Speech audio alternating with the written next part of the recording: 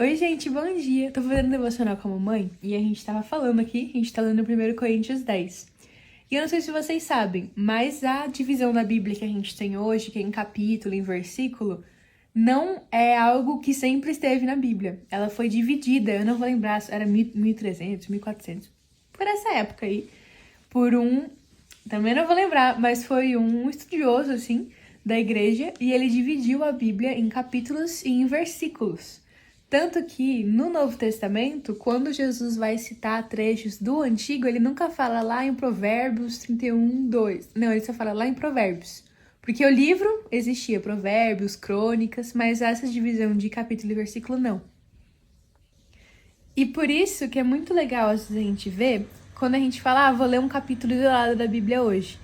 E a gente lê e começa o capítulo como se fosse a continuação de algo. Por exemplo, a gente tá lendo 1 Coríntios 10. Aí já começa, por que não quero... Tananana. Aí você vê, lê e fala, como assim esse porquê? De onde é que surgiu? Aí você lê o fim do capítulo 9. Porque, não sei o que, aconteceu alguma coisa no capítulo 9, último versículo, pá. Aí o primeiro do 10 é a continuação. Tem capítulos que são realmente isolados, que assim, muda o tema. Mas é isso, é bom pra você entender melhor a Bíblia. Bom dia de novo, gente! Ó, estamos lendo 1 Coríntios 10, aí tem o versículo 33 que eu vou ler aqui pra vocês. Também eu procuro agradar a todos de todas as formas, porque não estou procurando o meu próprio bem, mas o bem de muitos, para que sejam salvos. Quem vê esse versículo isolado, fica assim, mas Paulo tá falando que a gente tem que agradar todo mundo e que não sei o quê, e que, fica aquela coisa. Só que, analisando o contexto do capítulo 10 inteiro, Paulo fala muito da leveza que é estar com Cristo. Cadê? Tá aqui no versículo... Eita, aqui, ó, versículo 29. Porque minha liberdade deve ser julgada pela consciência dos outros.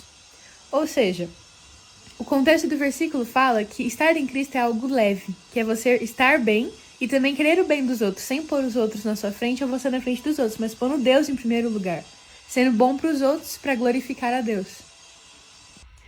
Gente, a minha Bíblia é a Bíblia de estudo da Joyce Meyer e tem umas reflexõezinhas dela, que é uma pastora norte-americana. E eu achei uma coisa muito interessante de trazer aqui pra vocês. Eu vou ler o início e depois a gente vai refletir. Ela fala assim: é verdade que existem coisas terrenas para as quais devemos estar inclinados. Não podemos ser espirituais o tempo todo. Essa parte aqui que é importante. Mas se uma pessoa tem o que chama de espírito religioso, o religioso no sentido de você ficar em regra e não sei o que, sabe aquela coisa pá, e não realmente o evangelho, ou essa pessoa religiosa vai ignorar as coisas naturais das quais devemos cuidar, ou 2, não desfrutará das coisas terrenas com as quais tem de lidar. O que isso quer dizer? A pessoa religiosa, que acha que ela é espiritual o tempo todo, ignora as outras partes da vida dela e vive só pro espiritual, mas ignora que ela é um ser físico. Porque tem, por exemplo, a área financeira, a saúde, profissional, social, tem muitas áreas da nossa vida. E o que a Joyce Meyer tá querendo dizer aqui é que é muito comum ter essas pessoas que falam, você é espiritual o tempo todo. E aí começa a espiritualizar tudo. Por exemplo, tudo, sim, pode sim ter um sentido algumas coisas, mas começa a espiritualizar coisinhas que às vezes só aconteceram. E ignora as outras áreas, foca só no espiritual, fica bitolado, como a gente fala, fica bitolado, fica fanático, aí vai pro extremismo, pro radicalismo, etc. Não é isso que Deus quer da gente. Não é algo leve, é algo transformador e libertador. Não é ficar preso nessas regras, e é cuidar de um todo, não só de uma área da sua vida. Gente, esse versículo, essa reflexão falou até pra mim, olha isso aqui.